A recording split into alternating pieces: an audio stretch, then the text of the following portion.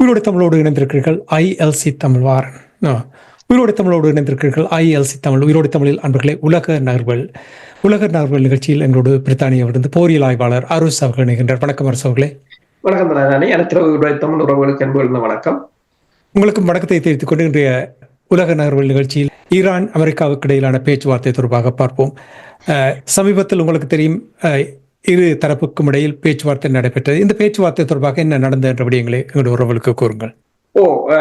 நேரடியற்ற பேச்சுக்களுக்கு தான் ஈரான் இணங்கியிருந்தது. ஏனென்று சொன்னால், அமெரிக்காவின் தொடர்ச்சியான அழுத்தங்கள் இருக்கின்ற காரணத்தால், அமெரிக்கா பொருளாதார ரீதியான அழுத்தங்களாக இருக்கலாம், ஈரான் மீதான வார்த்தை பிரயோகங்களாக இருக்கலாம், தொடர்ச்சியான அச்சுறுத்தல்கள், இவற்றுக்கு மத்தியில் நேரடியாக பேச முடியாது என்று கூறிவிட்டார்கள். அப்ப நேரடியற்ற பேச்சுக்களில் ரஷ்யாவுக்கு பேச்சுக்களுக்கு சென்றிருந்த அமெரிக்காவின் சிறப்பு பிரதிநிதி ஸ்டீவ் வெட்கோப் தான் இங்கும் ஈரானுக்கும் வந்திருந்தார். அவர் தனது பிரதிநிதிகளுடன் ஓமாண்ட தலைநகர் மஸ்கட்டில் இருக்கின்ற ஓமாண்ட வெளிவார அமைச்சரின் வீட்டில் தான் இந்த பேச்சுவார்த்தை இடம்பெற்றிருந்தது. ஈரான் தரப்பில் ஈரான் வெளிவார அமைச்சர் தனது பிரதிநிதிகளுடன் சென்றிருந்தார்கள். இருவரும் வெவ்வேறு அறைகளுக்குள் தான் தங்கி இருந்தார்கள். ஆனால் ஓமாண்ட வெளிவார அதிகாரிகள் இருதரப்புடனும் தனித்தனியாக பேச்சுவார்த்தை நடத்திவிட்டு இருதரப்புக்கும் தாங்கள் என்ன பேசினோம் என்று கூறினதாகத்தான் கூறப்படுகிறது.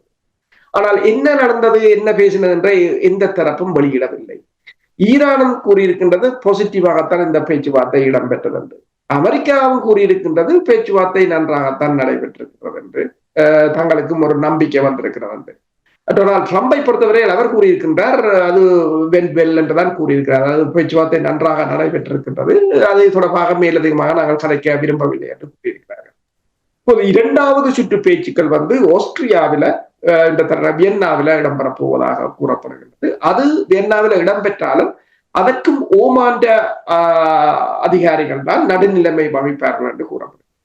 இந்த பேச்சுக்களில் என்ன இடம்பெற்றது என்பது தொடர்பாக கேட்டபோது, ஈரான் வெளிவிவகார, அதாவது deputy foreign minister political affairs என்று கூறுவது, அரசியல் விவகாரங்களுக்கான வெளிவார அமைச்சர், அவர் கூறியிருக்கிறார் என்று சொன்னால், இருதரப்பும் அடுத்த முறையும் நேரடியாக பேசுவதற்கான இணக்கங்களை இன்னும் எட்டவில்லை. ஓமான் வெளிவார அமைச்சரின் வீட்டில் தான் பேச்சுக்கள் இடம்பெற்றதாகவும், திட்டங்கள் தொடர்பில், எதிர்கால திட்டங்கள் தொடர்பில் அங்கு ஆராயப்பட்டதாகவும், அணு ஆயுதம் தொடர்பான திட்டங்களை வகுப்பது, அதை எவ்வாறு நிறுத்துவது, அணு ஆயுதங்களை ஈரான் எட்டுவதை நிப்பாட்டுவது, அதற்கு பதிலாக அமெரிக்கா என்னென்ன நடைமுறைகளை கொண்டு வர வேண்டும் என்பது தொடர்பான விவரங்களாக ஆராய்ந்ததாக கூறப்படுகிறது. ஆனால் வேறு விடயங்கள் தொடர்பாக அங்கு பேசப்படவில்லை. இப்ப ஹூதிஸ் அமைப்பு தொடர்பான விவரங்களோ அல்லது வெவ்வேறு இஸ்ரேல் தொடர்பானது, அதாவது காசா தொடர்பான இதுவும் அங்கு பேசப்படவில்லை என்று கூறப்படுகின்றது. இதே சமயம் இஸ்ரேல் ஒன்றை கூறியிருக்கின்றது, ஈரானின் வலைக்கு மேற்குலகம் சிக்கிவிடக் கூடாது என்று சொல்லி ஒடேல் எலம் என்ற எக்ஸ் முன்னாள் மொசாட்டின் அதிகாரி கூறியிருக்கின்றார். ஏனென்று சொன்னால், இந்த பேச்சுக்களில் அமெரிக்கா கடுமையாக நடந்து கொள்ள வேண்டும் என்றும், ஈரான் யுரேனியம் என்கிரிப்ட்மென்ட் நிறுத்த வேண்டும் என்று சொல்லியும், அடுத்ததாக ஈரான் ஏவுகணை தொழில்நுட்பத்தை நிறுத்த வேண்டும் என்று சொல்லியும் அவர்கள் கூறியிருக்கிறார். பேச்சுவார்த்தை 2018ஆம் ஆண்டுக்கு பின்னர் இதுதான் முதல் தடவையாக இந்த பேச்சுவார்த்தை நடைபெறுகின்றது. என்ன காரணத்துக்காக இப்பொழுது இந்த பேச்சுவார்த்தையில் ஈடுபடுகின்றார்கள்? என்னென்று சொன்னால், ஈரான் கிட்டத்தட்ட ஏவுகணை அணு ஆயுதத்தை எட்டும் நிலைக்கு வந்து விட்டார்கள். அவர்கள் தொழில்நுட்ப வளர்ச்சி மிக அதிகம். உங்களுக்கு தெரியும், உக்ரைன் ரஷ்யா போரில் ஈரான் ஷாஹித் 136 வர விமானங்கள் தான் மிக பாரிய சவாலாக இருந்தன மேற்குலகத்தின் ஏவுகணைகளுக்கு. அதே போல நீங்கள் பார்த்தீர்கள் என்று சொன்னால், ஈரான் தொழில்நுட்பமும் மிகப்பெரிய ஒரு வளர்ச்சி. அவர்களுடைய ஏவுகணை தொழில்நுட்பமாக இருக்கலாம். அப்ப இந்த நிலையில் அவர்கள் அடுத்த கட்டமாக அணு ஆயுதத்தை எட்டி விடுவார்கள். அணு ஆயுதத்தை ஈரான் பரிசோதிக்குமாக இருந்தால் அதாவது மத்திய கிழக்கின்ற சமநிலை மாறிவிடும். அந்த அடுத்த கணமே மாறிவிடும். அப்ப ஈரானும் மற்றது நீங்கள் பார்த்தீங்கன்னு சொன்னால் இப்போது மத்திய கிழக்கில் ஒரு சூப்பர் பவராக தன்னை நிலைநிறுத்த ஈரான் முற்பட்டு கொண்டு நிற்கின்றது. கடற்படை பலத்திலும் சரி, ஆயுத தொழில்நுட்பத்திலும் சரி ஈரான் நிற்கின்றது. இப்ப நீங்க பாத்தீங்கன்னு சொன்னால் இந்த திங்கட்கிழமை ஒரு செய்தி வந்திருக்கின்றது. அமெரிக்காவின் அதிகாரிகள் சவுதி அரேபியாவுக்கு கூறியிருக்கிறார்கள், அணு தொழில்நுட்பத்தை தருகிறோம் உங்கள் எரிபொருள் தேவைகளுக்காக என்று சொல்லி. சவுதி அரேபியா தான் உலகத்திலே அதிக எரிபொருள் கொண்ட நாடு. அப்படி இருந்தாலும் அணு தொழில்நுட்பம் அவர்களுக்கு ஏன் தேவை என்று சொன்னால், ஈரான் அவ்வாறு ஒன்றை கொண்டால் அது ஏனைய நாடுகளுக்கு ஒரு பிரெஸ்டீஜ் பிரச்சனையாக போகும். நாங்களும் அந்த அணு ஆயுதத்தை வைத்திருக்க வேண்டும் என்ற ஒரு நிலை. அப்ப ஈரானை அணு ஆயுதத்தை ஈரான் தயாரிக்குமாக இருந்தால் ஏனைய நாடுகளால் மேற்குலக நாடுகளுக்கு மிகப்பெரிய ஆபத்து, மிகப்பெரிய அழுத்தம் வரும். உதாரணமா பார்க்கலாம், இந்தியா அணு ஆயுதத்தை பரிசோதித்த மறுகணம் பாகிஸ்தான் செய்து விட்டது. என்று சொன்னால் அது அவர்களுக்குரிய ஒரு பெரிய பிரச்சனை. இந்தியா வைத்திருக்கும் போது பாகிஸ்தான் வைத்திருக்காமல் இருக்க முடியாத அந்த ஒரு பிரச்சனை. அப்ப இதே ஒரு பிரச்சனை மத்திய கிழக்கில் ஆரம்பிக்கும். இப்ப இதனை ஏதாவது அப்படி எல்லா நாடுகளும் அரபு நாடுகள் இதை எடுப்பார்களாக இருந்தால் அதன் பிறகு இஸ்ரேலின் சமநிலை குழம்பிவிடும். இஸ்ரேலின் இவ்வாறான தாக்குதல்கள் எல்லாம் மாறிவிடும். உங்களுக்கு தெரியும், இப்ப ரஷ்யாவில் கூட இவர்கள் ஏன் தாக்குதலை நடத்த முடியாத இன்று வரையிலும் ஒரு தோட்டாவை கூட நேட்டோ ரஷ்யா மீது சுடாமல் இருப்பதற்கு காரணம் அவர்களிடம் இருக்கின்ற அணு ஆயுத பலம் தான். அதுதான் அந்த நாட்டை காப்பாற்றிருப்பார். அவ்வாறு ஒரு நிலைமையை இந்த முஸ்லிம் தரப்பு எட்டிவிடக் கூடாது என்பதில் அமெரிக்கா தெளிவாக இருக்கின்றது. அன்றும் கூட ஒருவர் கூறியிருந்தார், நீங்கள் இந்தியாவை மட்டும் நம்பிக்கொண்டிருக்காமல் பாகிஸ்தானோடு பேசுங்கள், சீனாவோடு பேசுங்கள், எல்லாமே சரியாக வரும் என்று கூறியிருந்தார்கள். அது உண்மை. சரி, இனி இப்ப அணு ஆயுதம் தொடர்பாக நீங்கள் கூறும் பொழுது அரசுகளே, டொனால்ட் ட்ரம்பால் ஈரானை சமாதானப்படுத்த முடியுமா இந்த அணு ஆயுத திட்டத்திலிருந்து வெளிவருவதற்கு? டொனால்ட் ட்ரம்ப் ரஷ்யாவுக்கு சென்றதை இவர்கள் ஈரானை வலிக்கு கொண்டு வருவதற்கு தான். ஏனென்றால் அவர்களுக்கு தெரிகிறது ரஷ்யா, அதாவது மேற்குலகம் இவ்வளவு ரஷ்யாவுக்கு எதிராக உக்ரைனுக்கு ஊடாக நகர்வை மேற்கொள்ளும் போது ரஷ்யாவும் அதை சினம் கொண்டு ஏனைய நாடுகள், வடகொரியாவாக இருக்கலாம், ஈரானாக இருக்கலாம், இந்த நாடுகளை ரஷ்யா பலப்படுத்த போகிறது என்றது அவர்களுக்கு தெரிகிறது. ரஷ்யாவுக்கு முதலாவது இப்ப விட்கோஃப் 3வது தடவை ரஷ்யாவுக்கு போயிருக்கிறார் 2 மாதங்களில். முதலாவது தடவை அவர் போன போது அவங்க கதைக்கு பேசப்பட்ட விடயங்களில் ஈரான் விடயம் பேசப்பட்டது. அப்போது ரஷ்யா ஒன்றை கூறியிருந்தது, ஈரான் அணு ஆயுத குறைப்பு தொடர்பான பேச்சுக்களில் தான் மத்தியஸ்தம் வைக்க வேண்டும் என்று சொன்னால் தான் அதனை செய்யறதுக்கு தயாராக இருப்பதாக ரஷ்யா கூறியிருந்தது. அப்ப இப்ப டொனால்ட் ட்ரம்பை பொறுத்தவரையில் இப்ப உக்ரைன் போரை விட்டு அவர் ஈரான் பக்கம் கவனம் செலுத்துவது என்று சொன்னால், இங்க மத்திய கிழக்கில் சமநிலை குழம்புமாக இருந்தால் அதற்கு பிறகு எல்லாம் கைவிட்டு போகும் என்ற நிலை. ஆனால் இப்ப ஈரானை அவர்கள் 2 விதமாக யோசிக்கிறார்கள். ஒன்று, ஈரானை தற்போது சமாதானப்படுத்தி ஏதோ வகையில் அதை குறைத்து கொண்டு ஈரான் ஒரு ஆட்சி மாற்றத்தை கொண்டு வர வேண்டும். எனவேதான் ஈரான் எல்லையில் இருக்கின்ற ஆப்கானிஸ்தானுக்கு சென்றிருக்கிறார் சிஐஏயின் தலைவர், சென்று இறங்கியிருக்கிறார். அங்கிருந்து மேற்குலக அவதானிகளும் கூறுகிறார்கள் ஈரான் ஒரு வலுவான புரொட்டஸ்ட் உருவாக்க முடியாமல் இருக்கின்றது என்று சொல்லி. இப்ப கிண்டி விடுவார்களா எந்த நாடுகளுக்கு போய்? அப்ப அன்றைய ஒருத்தர் ஒரு கருத்து எழுதியிருந்தார், எல்லா நாட்டிலும் புரட்சிகள் போராட்டங்கள் எல்லாம் நடைபெறுகிறது, ஏன் அமெரிக்காவில் இல்லை என்று. அதற்கு அவரே பதில் போட்டிருந்தார், அங்குதான் அமெரிக்க தூதரகம் இல்லை என்று. அமெரிக்க தூதரகங்கள் எங்கெங்க எந்தெந்த நாடுகளில் இருக்கின்றனோ அந்தந்த நாடுகளில் அவ்வாறுதான் இருக்கிறது. அப்ப இது அவங்கள்ட்ட 2 பிளான் இருக்கின்றது. ஒன்று, தற்போதைய நிலைமையை தனித்துக் கொண்டு ஏதோ ஒரு வகையில் அந்த ஆட்சி மாற்றத்தை ஏற்படுத்தினால் ஈரானை ஏதோ ஒரு வழியில் கொண்டு வரலாம் என்றது மேற்குலகத்தின் திட்டம். இவ்வளவு தூரம் இது ஒரு சதுரங்க ஆட்டம் தான். அதில் யார் வெல்றது யார் தோற்கிறது என்ற அவர்கள மூவில தான் தங்கி இருக்கிறது. அடுத்த கட்டமாக என்ன நடக்க போகிறது?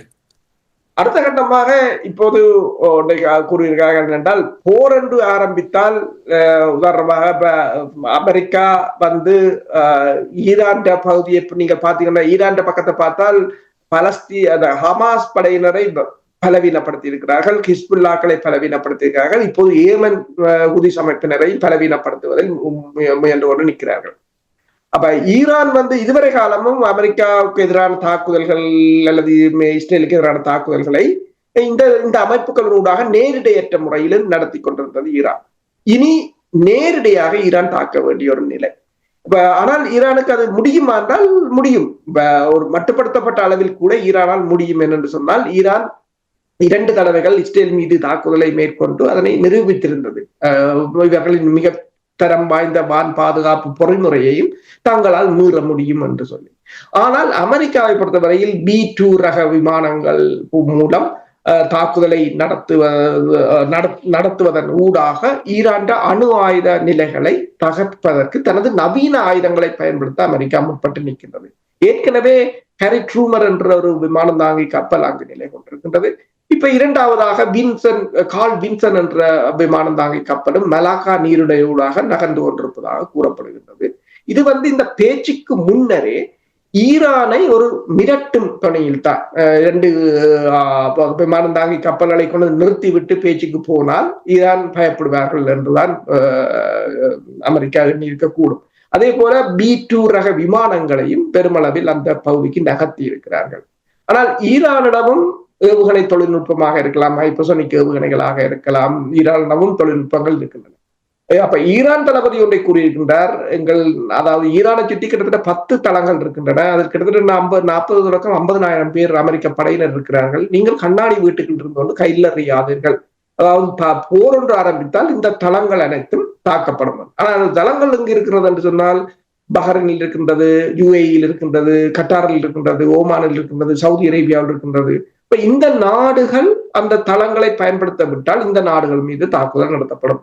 ஆனால் அந்த நாடுகளின் உட்கட்டுமானங்களை தாங்கள் தாக்கப் போவதாக கூறவில்லை, அந்த நாடுகள் இருக்கின்ற அமெரிக்க தளங்களை தாக்கப் போவதாக கூறுவது. அது தாக்கப்பட்டால் அந்த ஈரான் நீரிணை மூடப்படும். நீரிணை மூடப்பட்டால் அதன் ஊடாக கிட்டத்தட்ட உலகத்தின் 20% எரிபொருளும் 30% எரிவாயுவும் அதன் ஊடாகத்தான் செல்கின்றது. ஈரான் அடங்கி போகுமா? ஈரானுக்கு நல்ல சந்தர்ப்பம் இருக்கின்றது. ஏனென்றால் ஈரான் கையில இப்போது பொருளாதாரம் இருக்கின்றது, உலகத்தின் பொருளாதாரம். அப்ப இந்த கால்வாயை மூடுமாக இருந்தால், இந்த சப்ளை லைனை ஈரான் நிறுத்தமாக இருந்தால் இப்ப ஏற்கனவே பொருளாதாரம் கடும் அடி வாங்கி கொண்டிருக்கு. இப்ப இதுக்கு மூடப்பட்டால் அதால பாதாளத்துக்கு விழ வேண்டிய ஒரு நிலை, ஐரோப்பாவும் அவ்வாறான நிலைமை. அப்ப இது எல்லோருக்கும் ஒரு பிரச்சனையான இந்த கட்டத்தில் தான் இருக்கிறது. என்றால் உலகத்தின் தற்போதைய நிலை அமெரிக்காவுக்கோ மேற்குலகத்துக்கோ சாதகமாக இல்லை. உண்மைதான் நீங்கள் கூறுவது போல். இஸ்ரேல் பலஸ்தீனத்துக்கு இடையிலான போர், யுக்ரைன் ரஷ்யாவுக்கு இடையிலான போர், அமெரிக்கா ஈரானை தாக்கினால் அது இன்னும் ஒரு போராக மாறி அணு ஆயுத போராக 3வது உலக போராக மாறினாலும் ஆச்சரியப்படுவதற்கு ஒன்றுமில்லை என்பதை கூட கூறுவதை கேட்கக்கூடிய இருக்கின்றது. உலக நகர்வுகள் நிகழ்ச்சியில் தொடர்ச்சியாக நாங்கள் யுக்ரைன் ரஷ்யாவுக்கு இடையிலான போர் தொடர்பான விடயங்களை பார்ப்போம். அதற்கு முன்னதாக அமெரிக்காவுடைய அரசு தலைவர் டொனால்ட் ட்ரம்ப் அவர்கள் பதவி ஏற்ற பின்பு பேச்சுவார்த்தையில் ஈடுபட்டு கொண்டே இருந்திருந்தார். ஆனால் இதுவரையில் பேச்சுவார்த்தை ஓரளவுக்கேனும் அவர் விரும்பியது போல் நடைபெறாத ஒரு நிலைமைதான் காணப்படுகின்றது. இருந்தாலும் கூட தொடர்ச்சியாக தன்னுடைய பிரதிநிதியை ரஷ்யாவுக்கு, மாஸ்கோவுக்கு அனுப்பி கொண்டுதான் இருக்கின்றார் டொனால்ட் ட்ரம்ப் அவர்கள். சமீபத்தில் கூட 2-3 நாட்களுக்கு முன்னதாக பேச்சுவார்த்தை ஒன்று நடைபெற்றது. யார் சந்தித்தார்கள், என்ன விதமான பேச்சுவார்த்தை நடைபெற்ற என்ற விடயங்களை எங்கள் உறவுகளுக்கு கூறுங்கள். ரஷ்யாவுக்கான, அதாவது அமெரிக்காவின் சிறப்பு பிரதிநிதி ஸ்டீவ் விட்கோஃப் அவர்தான் சென்றிருந்தார். அவர் இது ரஷ்யாவுக்கு கடந்த 2 மாதங்களில் செல்கின்ற 3வது பயணம் இது. அவர் போன போது இந்த தடவை பூட்டினை சந்தித்தார், ரஷ்ய அரசு தலைவரை. அப்ப அது அந்த 1வது சந்திப்பே எல்லா இடமும் பெரிய மட்டத்தில் பேசப்பட்டது. என்னென்று சொன்னால், பூட்டின் அவரை வரவேற்க வரும்போது அவர் பூட்டினுக்காக காத்திருந்த சமயம், பூட்டினை கண்டவுடன் தனது இதயத்தில் கையை வைத்து அவரை வரவேற்றதும், அதன் பிற்பாடு கை கொடுத்து விட்டு அவருக்கு பின்னால் சென்ற பாவனை அது அமெரிக்க காங்கிரஸ் மட்டத்தில் கூட பலர் அதை விமர்சித்திருக்கிறார்கள். நீங்கள் ஒரு என்னென்று சொல்றது, புட்டின் ஓர்டருக்கு பணிஞ்சு போற மாதிரியான ஒரு பாடி லாங்குவேஜ் என்று. ஆனால் இதுக்கு எதிராக இலோன் மஸ்க் அவர்களும் அமெரிக்காவின் வெளிவார செயலாளர் மார்க்கோ ரூபியோவும் கூறியிருக்கிறார்கள் என்னென்று சொன்னால் அவரை பொறுத்தவரையில் பிட்கோப்பை பொறுத்தவரையில் அவர் ஏராளமான பேச்சுவார்த்தைகளை சக்சஸ்ஃபுல்லா முடித்தவர். பல இடங்களில் அவர் இந்த பேச்சுவார்த்தையில அவர் வந்த ஒரு பெஸ்ட் நெகோசியேட்டர் என்றார் கூறியிருக்கிறார்.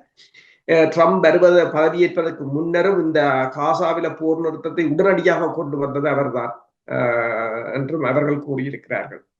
ஆனால் இந்த பேச்சுவார்த்தையில் 4 மணி நேரம் ரஷ்ய அதிபருடன் பூட்டிய அறைக்குள் தான் கதைத்திருக்கிறார்கள். அவர்கள் எப்போதும் இந்த அமெரிக்காவுக்கும் ரஷ்யாவுக்கும் இடையிலான பேச்சுவார்த்தைகளை பார்த்தீர்கள் என்று சொன்னால் ரஷ்ய அதிபர் நேருக்கு நேர் கதைப்பாரை தவிர அவர் ஏனையவர்களை அந்த பேச்சுக்களில் பங்கு பெற்றது குறைவு, அவ்வாறு நடைபெறுவது என்று குறைவு. இதில் 2 பேரும் தனியாக கதைத்ததாகத்தான் கூறப்படுகிறது. அதுதான் பேச்சுவார்த்தை முடிந்தது என்று சொல்லுகிறார்கள்.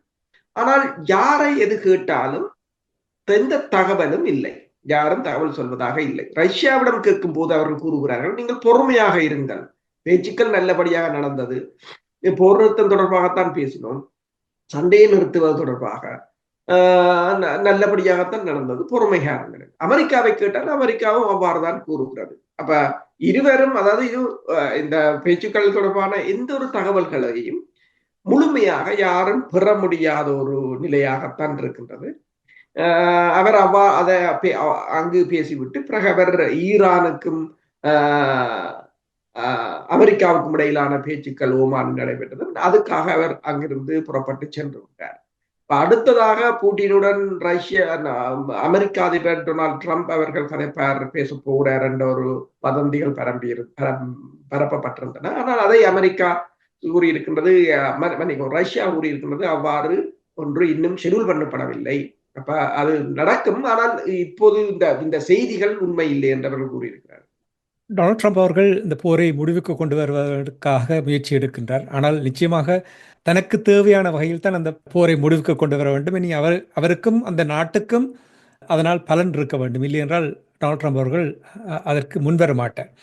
ஆனால் இப்போ சமீபத்தில் ஐரோப்பிய ஒன்றிய நாடுகளுக்கும் அமெரிக்காவுக்கும் இடையில் ஏற்பட்டிருக்கின்ற அந்த விரிசல் மேலும் இந்த போரை நீடிக்க வைக்கப் போன்றா என்று கேள்வி எழுப்பப்படுகின்றது. கடந்த வெள்ளிக்கிழமை என்று நம்புகிறேன், ஐரோப்பிய ஒன்றிய நாடுகள் $24 பில்லியன் கீவுக்கு ஒதுக்கி இருக்கிறார்கள். அப்படி என்றால் இந்த போரை முடிவுக்கு கொண்டு வருவதற்கு இவர்கள் தயாராக இல்லை. போர் தொடர்ந்து கொண்டே தான் இருக்க போன்றது. இங்கே அமெரிக்காவுக்கும் ஏனைய மேற்கத்திய நாடுகளுக்கும் இடையில் இந்த முருகல் நிலை தொடர்ந்து கொண்டிருந்தால் போர் முடிவுக்கு வராதா? என்ன நிலைமை? ஏன் இவ்வாறு நடந்து கொண்டிருக்கிறது? உண்மைதான். இப்போது ஐரோப்பிய ஒன்றியம் இந்த போரை மேலும் கொண்டு செல்வதற்கு தான் ஐரோப்பிய ஒன்றியம் முனைந்து நிற்கின்றது. பிரித்தானியா, பிரான்ஸ் போன்ற நாடுகள் முனைப்பாக நிற்கின்றன. எனவேதான் இப்ப ட்ரம்ப் ஒன்றை கூறியிருந்தார், இந்த போர் பைடன் போர், இது எந்த போர் அல்ல, இது பைடன் ஆரம்பித்த போர். அவர் கூறியிருக்கிறார் அவருக்கு மூளை இல்லை, அப்போது இப்பயும் மூளை இல்லை என்றுதான் கூறியிருக்கிறார். அவர் அப்படித்தான் கதைப்பார், மூளை இல்லாமல் ஆரம்பித்த போர். செலன்ஸ்கிக்கு கூறியிருக்கிறார், நீங்கள் ஆயுதங்களை கேட்கிறீர்கள் சரி, நீ ஆரம்பித்த போர் அல்ல, எனவே நீ அதில் வெற்றி பெறவும் முடியாது என்றுதான் கூறியிருக்கிறார். நீயாக ஒரு போரை ஆரம்பித்திருந்தால் சில சமயங்கள் வெற்றி பெற்றிருக்கலாம், ஆனால் யாருக்காகவோ நீங்கள் ஆரம்பித்த போர், எனவே அதில் வெற்றி பெற முடியாது, எனவே ஆயுதங்களை தர முடியாது.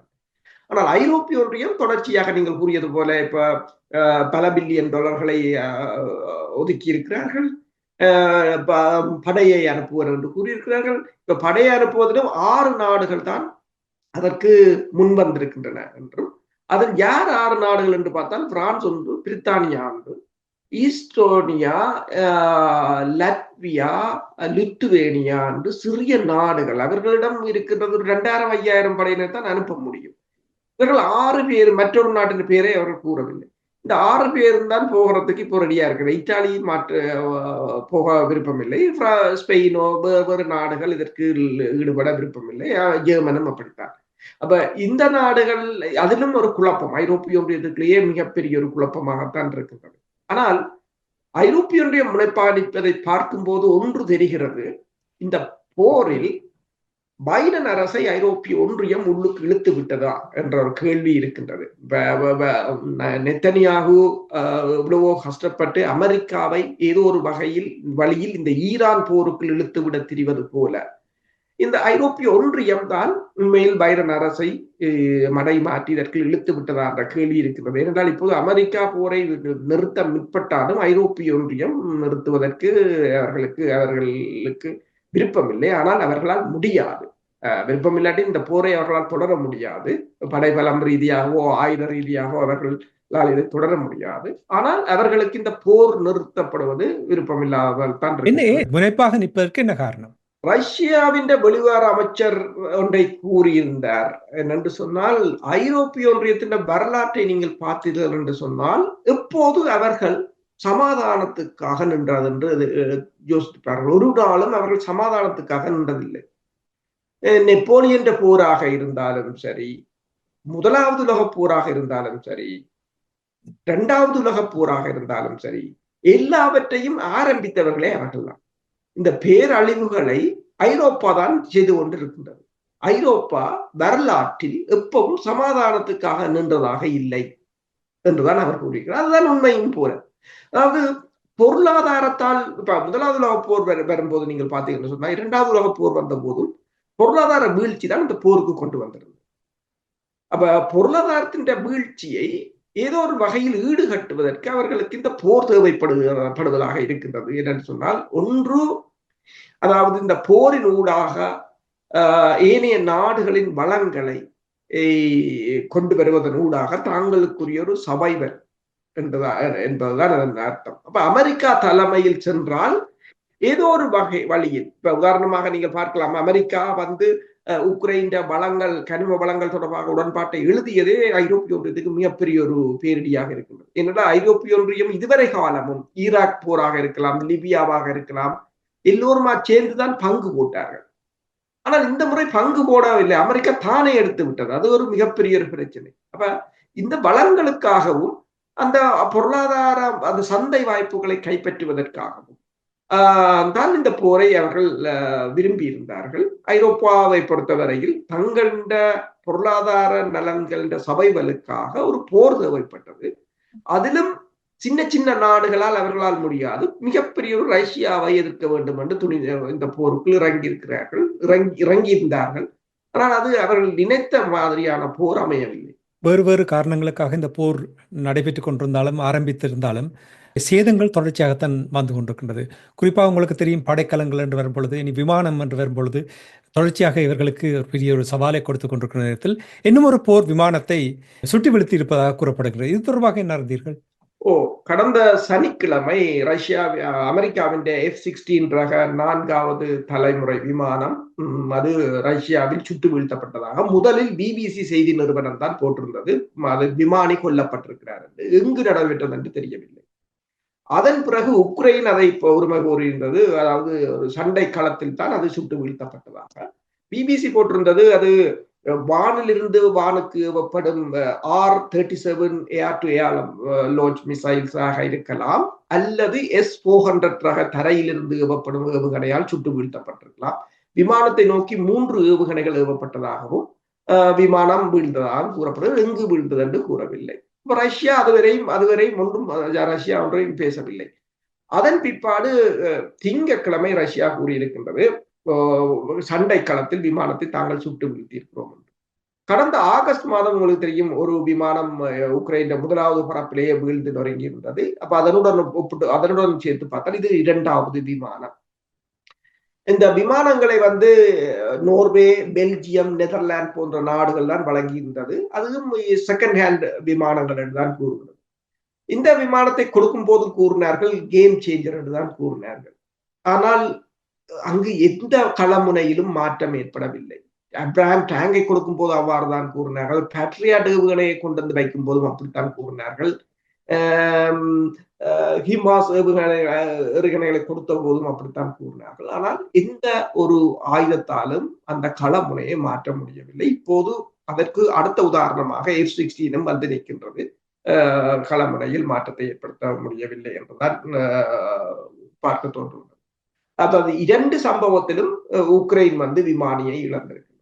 அப்ப ஏர் சுப்பீரியரிட்டி என்று சொல்றது வான் மேலாண்மையை வந்து இப்போது ரஷ்யா கொண்டிருப்பதை இது காட்டுகின்றது. என்றால் அமெரிக்காவின் 4ஆம் தலைமுறை விமானத்தால் கூட அங்கு போக முடியவில்லை. இப்ப இது எங்கு வைத்து சுட்டார்கள்? ஏனென்றால் உக்ரைன் வந்து இந்த விமானத்தை பின்தளத்தில் வைத்துத்தான் பயன்படுத்தி கொண்டிருந்தது.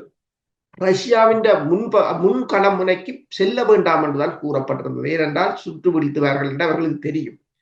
அப்ப அவர்கள் என்ன செய்தார்கள் என்று சொன்னால், முன்னணி காவலரன்களில் இருக்கின்ற ஏவுகணைகள், தரையிலிருந்து வானுக்கு பாய்கின்ற ஏவுகணைகள் பாதுகாப்பு முன்னனுக்கு இருக்க, பின்னுக்கு இந்த விமானத்தை வைத்து இயக்குவது, இதிலிருந்து நீண்ட தூர ஏவுகணைகளை ஏவுவதுதான் அதன் திட்டமாக இருந்தது. ஆனால் அப்படி இருந்தாலும் சுட்டு பிடித்து விட்டார்கள். ஆனால் இது ஆச்சரியப்படுவதற்கு ஒன்றும் இல்லை. ஏனென்றால் அண்மையில் கூட உக்ரைன் அதாவது மார்ச் மாதம், கடந்த மாதம் உக்ரைன் வான்படை தளபதி ஒன்றை கூறியிருந்தார். அதாவது ரஷ்யாவின் Su-35 வான் தாக்குதல் விமானத்துடன் ஒப்பிடும் போது இந்த F-16 விமானம் மிகப்பெரிய அளவு திறமைகளை கொண்டதாக இல்லை என்று கூறியிருந்தார். அதற்கு அவர் சொன்னது என்னென்று சொன்னால், அது இந்த ஏர் பேட்டில் வந்து அதோட நாங்கள் போட்டி போட முடியாது Su-35ஓட. ஏனென்றால் இது இந்த ஏர் டிஃபென்ஸ் சிஸ்டம் வீக்கா இருக்கிறது, எலக்ட்ரானிக் வார்ஃபேர் வீக்கா இருக்கின்றது, ரடார் சிஸ்டமும் வீக்கா தான் இருக்கின்றது. அது இந்த நவீனத்துவத்துக்கு இல்லை என்று கூறியிருந்தார். இப்ப R-37 air to air launch missiles அடிப்பாங்களா இருந்தால் அது Su-35ல இருந்து, இரண்டாவதான் இன்டர்செப்டர், அதுல இருந்துதான் தாக்குதல் நடத்தியிருக்க வேண்டும். இல்லை என்று சொன்னால் S-400 என்று சொன்னால் அது ரஷ்யாவிலிருந்து அந்த ஏவுகணைகளை அடிக்கலாம். ஏனென்றால் அதை பெருமளவில் ரஷ்யா பயன்படுத்தவில்லை. அவர்கள் இதுவரை காலமும் S-300 தான் பயன்படுத்தி வந்தார்கள். S-400 முதலில், அதாவது 2022ஆம் ஆண்டு 23ஆம் ஆண்டுகளில் பயன்படுத்தி இருந்தார்கள். எங்கு என்று சொன்னால் கிவ்வுக்கு மேலே, அதாவது ரஷ்யாவில் இருந்து உக்ரைன் தலைநகரத்துக்கு மேலே பறந்த விமானத்தை சுட்டு பார்த்திருக்கிறார்கள். ஒன்று அப்ப ஒரு தடவையில், அதாவது ஒரே நாளில் 2-3 விமானத்தை சுட்டு விட்டிருந்தார்கள், Su-27 ரக விமானம். அதன் பிற்பாடு உலங்கு வானூர்தி ஒன்றை சுட்டு வீழ்த்தியிருந்தார்கள். அது ஏன் என்று சொன்னால் ஹை ஆட்டிடியூட் லோ ஆட்டிடியூட் என்று இருக்கிறது. சில ஏவுகணைகள் ஒரு குறிப்பிட்ட உயரத்துக்கு மேல வச்சுத்தான் தாக்கும். சில ஏவுகணைகள் மட்டும்தான் குறிப்பிட்ட, அதனாலதான் சில விமானங்களை நீங்க பார்க்கலாம் தாழ்வாக பறந்து போவது, இரண்டால் ஏவுகணையின் ரடார்ல இருந்து தப்புறது. ஆனால் இந்த S-400 வந்து ரெண்டையும் கவர் பண்ணும், அந்த அதுல இருக்கிற லான்ச்சர். அப்ப அதுக்கு உலங்கு வானூர்தியம் ஒன்றை சுட்டு வீழ்த்தி இருந்தார்கள். அதை சரியான லோ ஆட்டிடியூட்ல வச்சு சுட்டு வீழ்த்தி இருந்தார்கள். அப்ப இது இது சுட்டு வீழ்த்தப்பட்டது F-16 வந்து அது பெரிய ஒரு இவெண்டாக கருத முடியாது என்றால் அவர்களால் சுட முடியும். இவர்கள் அந்த பரப்புக்கு அதை கொண்டு செல்லவில்லை. ஆனால் இப்போது அந்த சுட்டு வீழ்த்தப்பட்டிருக்கிறது. ஆனால் இது வந்து அமெரிக்காவின் ஆயுதங்கள் தொடர்பாக ஏற்படுத்தப்பட்ட ஒரு உலக ஆயுத சந்தையின் பிம்பத்தில் ஒரு மிகப்பெரிய ஒரு தாக்கத்தை ஏற்படும். சுருக்கமா 2 விடயங்களை பார்க்கலாம். அதாவது சுமி பகுதியில் கூட அவர்கள் குறிவைத்து தாக்குவதற்கு என்ன காரணம்? சுமிக் பகுதியை, அடுத்தது உங்களுக்கு தெரியும் கர்க்ஸ் பகுதி வந்து ரஷ்யா இப்போது கைப்பற்றி இருக்கிறது. கர்க்ஸ் பகுதி மீதான நடவடிக்கையை வந்து உக்ரைன் படையினர் சுமிக் பகுதியிலிருந்து தான் ஆரம்பித்திருந்தார்கள். அப்ப இப்ப ரஷ்யா வந்து சுமிக் பகுதியை கைப்பற்றி அதை ஒரு பஃபர் சோனாக மாற்றியது ரஷ்யாவுக்கு தேவையாக இருக்கின்றது. சுமிக் பகுதியிலிருந்து 25 கிலோமீட்டரில் தான் ரஷ்யா படையினர் இருப்பதாக கூறப்படுகிறது. இந்த நிலையில் தான் ஞாயிற்றுக்கிழமை உக்ரைன் படையினரின் அவார்ட் செரிமனி என்று சொல்கிறது, அதாவது அவர்களுக்கு பதக்கங்கள் வழங்குகின்ற அந்த நிகழ்வு ஒன்று இடம்பெற்றதாக கூறப்படுகிறது. ஆனால் இன்னொரு தரப்பு கூறுகிறது கொமாண்ட் சென்டர் எல்லா கட்டளை அதிகாரிகளிட கூட்டம் நடந்து கொண்டிருந்ததாகும். அதன் மீது 2 ஏவுகணைகளை ரஷ்யா ஏவி இருக்கிறது. கிட்டத்தட்ட 60 பேர் கொல்லப்பட்டதாகவும் அதில் பலர் ஜெனரல் தர அதிகாரிகள் என்றும் கூறப்படுகிறது. 100க்கும் மேற்பட்டவர்கள் காயமடைந்திருக்கிறார்கள். உக்ரைன் கூறியிருக்கிறது புனித ஞாயிறு விழா தொடர்பாக மக்கள் கூடிய இடத்தில் தாக்குதல் நடத்தியதாக. ரஷ்யா கூறியிருக்கின்றது அவர்களின் கட்டளை மையம் மீதுதான் தாக்குதல் நடத்தியதாக கூறப்படுகிறது. இரு தரப்பும் மாறி மாறி கூறிக்கொண்டிருந்தாலும் அந்த தாக்குதல் நடந்தது மிகப்பெரிய சேதங்கள் ஏற்பட்டதும் உண்மை. பேச்சுவார்த்தை நடைபெற்றுக் கொண்டிருந்தாலும் கூட டொனால்ட் ட்ரம்ப் அவர்கள் எப்பொழுது இந்த போர் ஆரம்பித்த பொழுது கொண்டு வந்த தடையை மீண்டும் நீடித்திருப்பது போல் தெரிகிறது. அவருக்கு இந்த வரி விதிப்பது நீடிப்பது என்றால் பிடித்த ஒரு விடயமாக இருக்கு. அது தொடர்பாக சுருக்கமாக உண்மைதான். மீண்டும் ரஷ்யா மீதான தடையை 12 மாதங்களுக்கு நீடித்திருக்கிறார். இந்த 2014ஆம் ஆண்டு ரஷ்யா உக்ரைன் கிரைமியாவை ஆக்கிரமித்த போது கொண்டு வரப்பட்ட தடை அது பல மடங்காக அதிகரித்திருந்தது 2022ஆம் ஆண்டு. இப்போது மீண்டும் அதிகரித்திருக்கின்றார். அதற்கு அவர் கூறிய காரணம் என்னென்று சொன்னால், ரஷ்யா இப்போதும் அமெரிக்காவின் தேசிய பாதுகாப்புக்கு அச்சுறுத்தலாக இருக்கின்றது. அமெரிக்காவில் இடம்பெறுகின்ற தேர்தல்களில் அவர்களின் நடவடிக்கைகள் அதிகமாக இருக்கின்றன, தலையீடுகள். அதே போல சைபர் தாக்குதலில் ஈடுபடுகிறார்கள், அமெரிக்காவின் உள் விவகாரங்களில் தலையிடுகிறார்கள் என்று சொல்லி ஒரு பட்டியலை நீடித்திருக்கிறார்கள். ஆனால் ரஷ்யாவும் அதை பற்றி பொருட்படுத்துவதில்லை. நீங்கள் தடையை போட்டால் பிரச்சனை இல்லை, பேச்சுக்களுக்கு அவர்கள் எல்லாரையும் கூப்பிடுகிறார்கள், கதைக்கிறார்கள். அதை பற்றி அவர்கள் எந்த விதமான கருத்தும் இல்லை. என்றால் அவர்கள் கொண்டு தெரியுது தடைகள் ஒன்றும் பெருசாக வேக் பண்ணவில்லை என்றது தெரிகிறது. அப்ப அதை அவர்களும் பொருட்படுத்தவில்லை போலதான் தெரிகிறது. சிறப்பு. இனி நாங்கள் இஸ்ரேல் பலஸ்தீனத்துக்கு இடையிலான போர் தொடர்பான விடயங்களை பார்ப்போம். அதற்கு முன்னதாக ஹூதிஸ் அமைப்பினர் தொடர்பாக பார்ப்போம். அவர்களுடைய தாக்குதல்கள் நெருக்குவாரத்தை ஏற்படுத்தி கொண்டிருக்கின்றது. மேற்கத்திய நாடுகள் எல்லோருக்குமே நெருக்குவாரத்தை ஏற்படுத்தி கொண்டிருக்கின்ற அப்பொழுது தேவை வரும் பொழுது தாக்கிக் கொண்டிருக்கிறார்கள். ஹூதிஸ் அமைப்பினுடைய தாக்குதல் தொடர்பாக சமீபத்திலும் கூட தாக்குதல் நடைபெற்றதாக கூறப்படுகின்றது.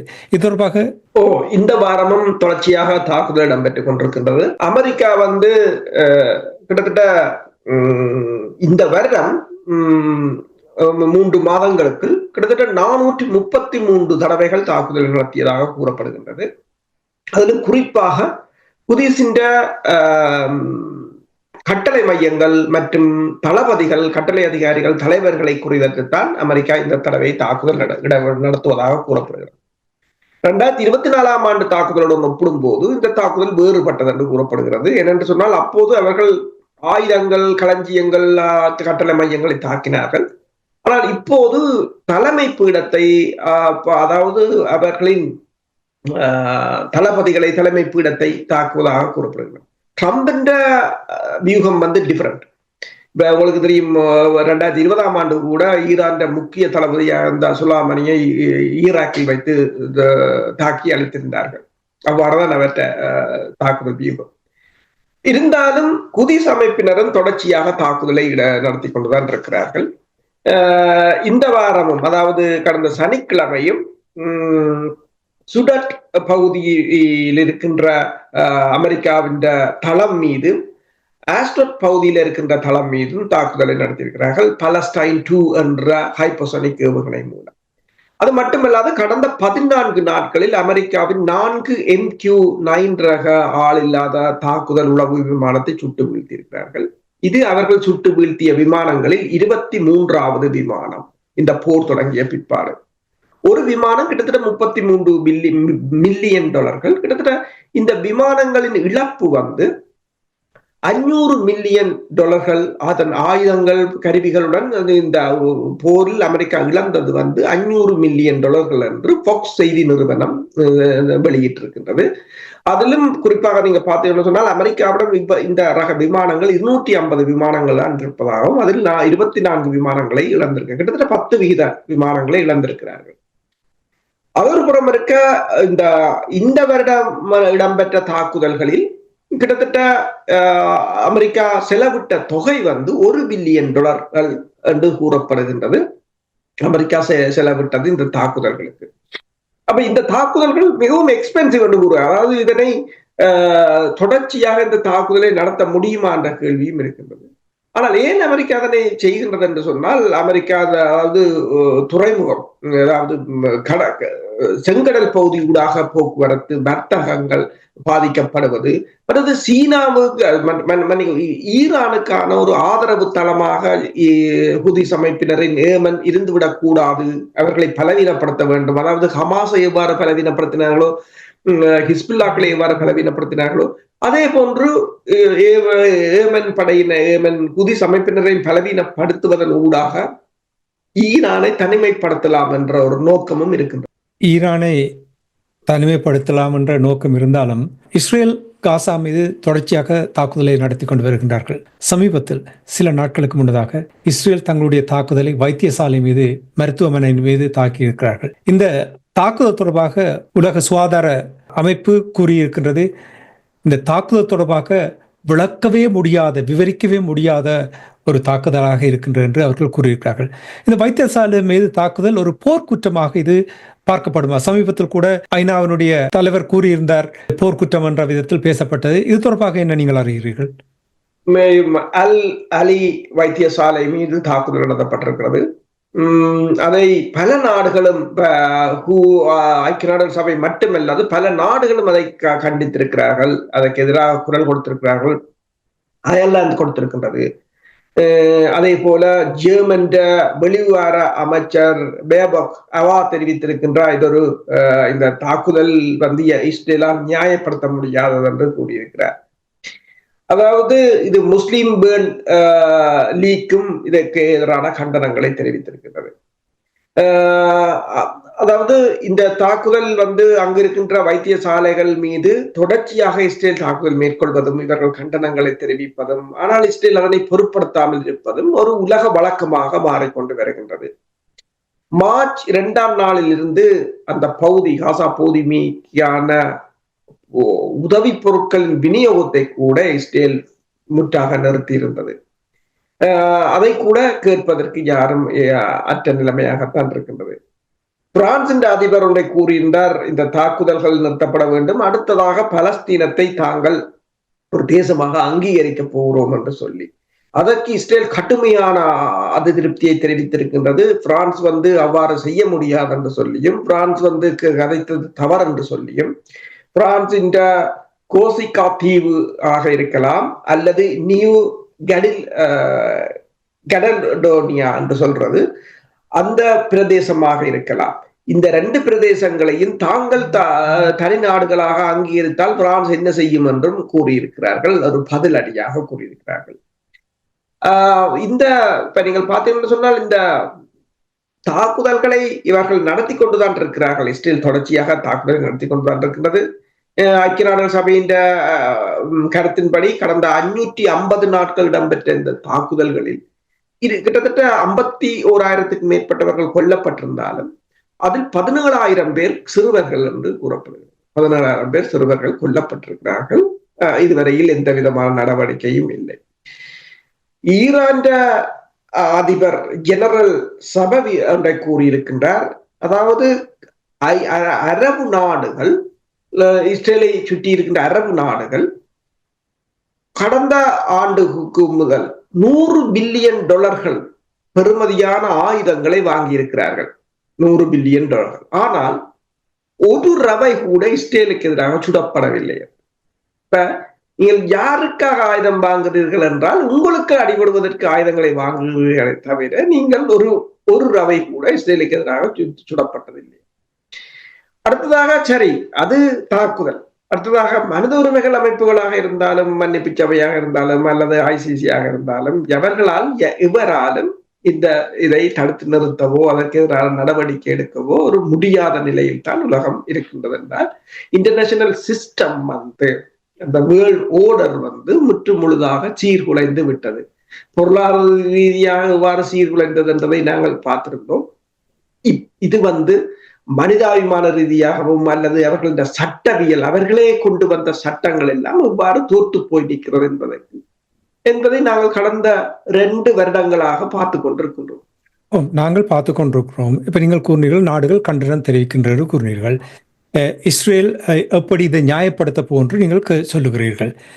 இஸ்ரேலிய மக்கள் சரி, பெஞ்சமின் நெட்டன்யாகவும் அவருடைய இராணுவத்தினரும் இந்த படுகொலையை செய்கிறார்கள் என்றால், இஸ்ரேலிய மக்கள் பார்த்து கொண்டிருந்தால், கேள்வி எழுப்பாவிட்டால் அவர்களும் இந்த இனப்படுகொலையில் பங்காளிகளாக இருப்பதாக நீங்கள் பார்க்கவில்லையா? இஸ்ரேலிய மக்கள் என்ன செய்கிறார்கள்? உண்மையில் இப்போது அவர்களுக்கு ஓரளவு உண்மை நிலைமை தெரிகின்றது. பெருமளவான போராட்டங்கள் இடம்பெறுகின்றன. அந்த போராட்டங்களை படையினரை கொண்டு இஸ்ரேல் அடக்கி கொண்டிருக்கு. கிட்டத்தட்ட 48 கைதிகள் இன்னும் இருப்பதாகவும் அவர்களை விடுவிக்க வேண்டும் என்று போராட்டங்கள் இடம்பெற்றுக் கொண்டிருக்கிறது. இப்ப என்னவென்று சொன்னால், படையினர், அதாவது பின்னிருக்கை படையினர், ரிசர்வ் படையினரில் கிட்டத்தட்ட 1600 பரா துருப்புக்கள் வந்து கையெழுத்து வைத்து கொடுத்திருக்கிறார்கள். நாங்கள் போருக்கு போக மாட்டோம் என்று சொல்லியும், சண்டை நிறுத்தப்பட வேண்டும் என்று சொல்லி. அதே போல புலனாய்வுத்துறையினரின் முன்னாள் புலனாய்வுத்துறையினர் கிட்டத்தட்ட 170 பேர் கையொப்பம் வைத்து கொடுத்திருக்கிறார்கள், போர் நிறுத்தப்பட வேண்டும் என்று சொல்லி. 200க்கும் மேற்பட்ட அதாவது இராணுவ மருத்துவர்கள் பணி புறக்கணிப்பை ஈடுபடுவதற்கு முற்பட்டிருக்கிறார்கள். வான்படையின் பின்னிருக்கை படையினராக இருக்கலாம், தரைப்படையின் பின்னிருக்கை படையினராக இருக்கலாம், முன்னாள் மொசாட் படை அதிகாரிகளாக இருக்கலாம், பெருமளவானவர்கள் இப்போது இந்த போரை நிறுத்த வேண்டும் என்று கூறியிருக்கிறார்கள். அப்ப இதை பேசும்போது ஒரு ஊடகவியலாளர் கூறியிருக்கின்றார், இது ஒரு மிகப்பெரிய ஒரு புயலாக மாறும் இஸ்ரேலில் என்று சொல்லி. ஏனென்றால் படையினர் தரப்பில் இது மிகப்பெரிய ஒரு போராட்டமாக வெடிக்கும். அவர்கள் கூறுகிற காரணம் என்று சொன்னால் போதும் என்றுதான் கூறுகிறார்கள் என்று சொன்னால், இஸ்ரேல் இதுவரை காலம் 550 நாட்கள் இடம்பெற்ற போரில் இஸ்ரேல் எந்த இலக்கையும் அடையவில்லை. போரை நிறுத்த முடியவில்லை, ஹமாஸை பலவீனப்படுத்த முடியவில்லை, தொடர்ச்சியாக சிறுவர்களையும் பெண்களையும் மக்களையும் கொன்று குவிக்கிறீர்களே தவிர உங்களால் எதுவும் செய்ய முடியவில்லை. இப்போதும் ஏவுகணைகள் வந்து வீழ்ந்து கொண்டுதான் இருக்கின்றன. குதிஸ் அமைப்பினர் ஹமாஸ் அமைப்பினரின் தாக்குதல் நடத்தி கொண்டுதான் இருக்கிறார்கள். ஹமாஸின் தலைவர்களை கொண்டதாக குறிப்பிட்டாலும் அதே இஸ்ரேலிய ஊடகங்கள் தான் கூறுகின்றது, இந்த போர் ஆரம்பித்த பிற்பாடு ஹமாஸ் படையினர் 40,000 பேரை புதிதாக சேர்த்திருக்கிறார்கள். அப்ப இன்னும் பலம் கூடியிருப்பதாகத்தான் இதை பார்க்கும் போது தெரிகின்றது. அப்ப எந்த ஒரு இலக்கையும் அடையவில்லை. அடுத்ததாக இஸ்ரேலின் எளிய துறைமுகம் வந்து முற்று முழுதாக மூடப்பட்டு விட்டது. பொருளாதார ரீதியாக அங்கு எந்த ஒரு பொருளாதார இயக்கமும் ஏற்ற ஒரு நிலைமையாகத்தான் இருக்கின்றது. பெருமளவான முதலீட்டாளர்கள் வெளியேறிவிட்டார்கள்.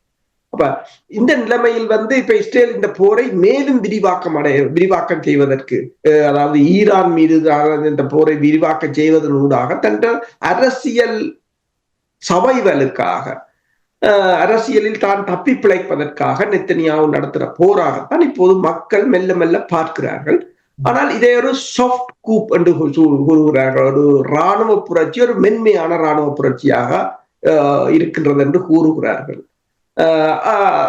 நீங்கள் கேட்டது போல இஸ்ரேல் மக்களும் இப்போது இந்த போர் தொடர்பில் ஒரு விரக்தி நிலையை அடைந்ததாகத்தான் பார்க்க முடியும். ஆனால் அமெரிக்கா தன்னுடைய நிலை மாறாவிட்டால் இந்த நிலைமை எவ்வளவு அழுத்தம் வந்தாலும் அவர்கள் சமாளித்துக் கொள்வார்கள் என்பதுதான் நீங்கள் கூறுவதை வைத்து பார்க்கும் பொழுது கேட்கின்றது. ஒன்று மட்டும் அவர்கள் இலக்கை கையாண்டிருக்கிறார்கள் என்றால், இஸ்லாமியர்களுடைய சனத்தொகையை குறைத்திருக்கிறார்கள் காசா நிலப்பரப்பில். அதை தெளிவாக செய்திருக்கிறார்கள் என்று நம்புகிறேன். நன்றி அரசுகளை. இன்றைய உலக நகர்கள் நிகழ்ச்சியில் இணைந்து உலக நகர்களை அவதானித்து உயிரோடை தமிழ் உறவுகளோடு பயந்து கொண்டமைக்காக அன்பர்கள் சார்பாக நன்றி கூறிக்கொண்டு மீண்டும் இன்னும் ஒரு நிகழ்ச்சியில் இணைந்திருப்போம். அதுவரைக்கும் நன்றி, வணக்கம். நன்றி, வணக்கம். உயிரோடை தமிழோடு இணைந்திருக்கிறீர்கள் அன்பர்களை. இதுவரை நேரமும் உலக நகர்வுகள் நிகழ்ச்சியில் இணைந்திருந்தீர்கள். உயிரோடை தமிழில் தொடர்ந்து வருகின்றது அருள் அழகியா தொகுத்து வழங்கும் இதயராக நிகழ்ச்சி. அந்த நிகழ்ச்சியோடு இணைந்திருங்கள். அதனைத் தொடர்ந்து 10 மணி முதல் மறு ஒலிபரப்பினை அன்பர்கள் கேட்கலாம்.